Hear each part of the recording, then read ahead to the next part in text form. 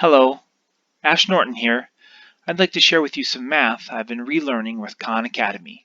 I'd like to show how utilizing some software aids us when faced with problems about financial interest. First, the setup.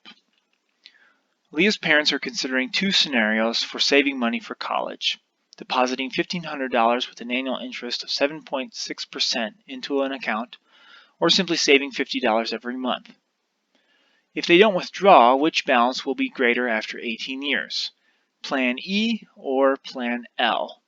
Then we need to write a function for each scenario and present both plans on a chart for comparison. We'll be approaching this with some assumptions. I assume you're proficient with algebra enough to follow along. I also assume you, like me, know that interest is compounded but can't remember the compound interest formula. This is common with many students I've tutored.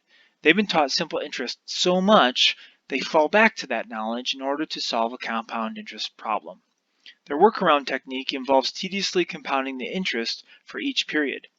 This formula is a fancy way of saying the balance for a particular period, in this case a certain year, is the interest applied to the previous balance, which was derived from the balance before that.